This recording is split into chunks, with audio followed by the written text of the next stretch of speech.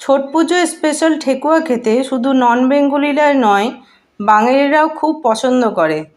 তাই আজকে ঠেকুয়ার রেসিপি নিয়ে আমি চলে এলাম।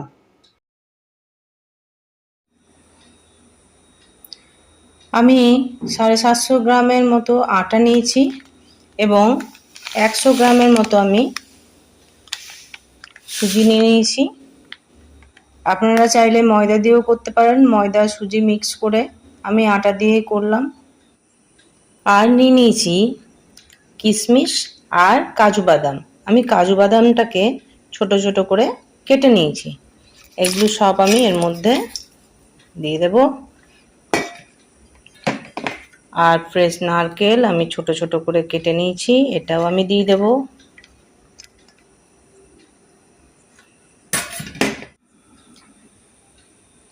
তারপর আমি এর মধ্যে সামান্য একটু নুন দিয়ে দিলাম আর দিলাম চিনি গুঁড়ো।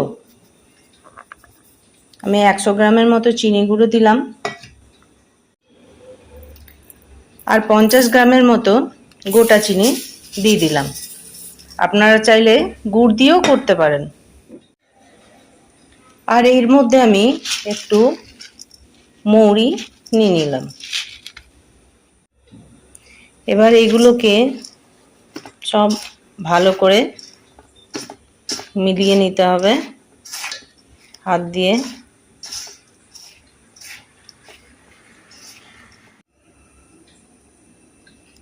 এবার এর মধ্যে আমি 250 গ্রামের মতো ঘি অ্যাড করলাম ময়মের জন্য। আপনারা চাইলে সাদা তেলও নিতে পারেন। এরপর আমি এটাকে ভালো করে মেখে নেব।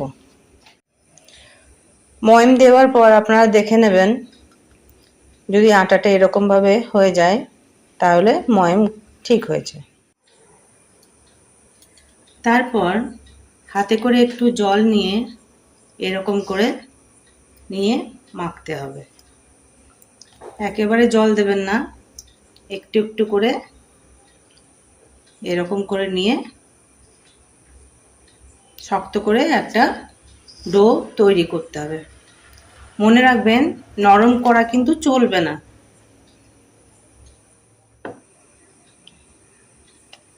আমার ডো তৈরি হয়ে গেছে, দেখুন কত শক্ত। ঠিক আছে, এরকম ডো তৈরি করে 10 মিনিটের জন্য আমি এটাকে ঢেকে রেস্টের জন্য রেখে দেব। 10 মিনিট পর আমি ঢাকা খুলে দেখে নিই, একদম তৈরি হয়ে গেছে।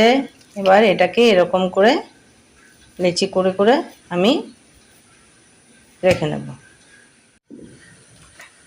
আমি এবার হাতে একটু ঘি নিয়ে নিলাম। এরপর আটাটাকে নিয়ে ঠেকুয়া বানানোর জন্য তৈরি হচ্ছে। এটা আপনারা যেরকম ভাবে চাইবেন আপনারা ডিজাইন করতে পারবেন।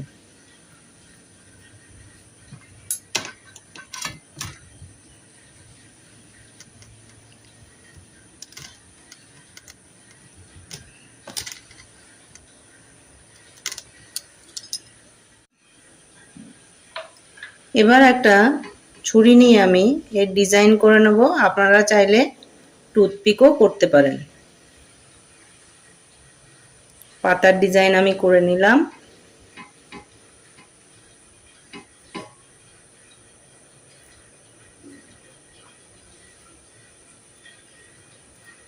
দেখুন কি সুন্দর হয়েছে।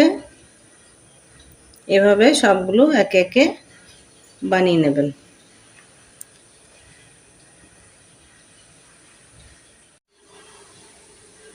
দেখুন কি সুন্দর লাগছে। আমার বানানো হয়ে গেছে সব। এবার আমি এগুলোকে ভেজে নেব। এরকম করে আস্তে আস্তে লো ফ্লেমে এগুলোকে ভেজে নিতে হবে।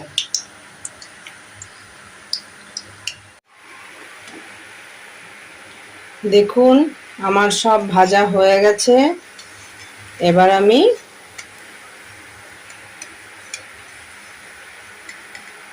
এরকম করে তুলে নেব। কত ভালো লাগছে দেখুন। আমার ঠেকুয়া তৈরি হয়ে গেছে। এরকম ভালো ভালো ভিডিও পেতে আমার চ্যানেলটিকে সাবস্ক্রাইব করুন ও ভিডিওটিকে লাইক করে দিন।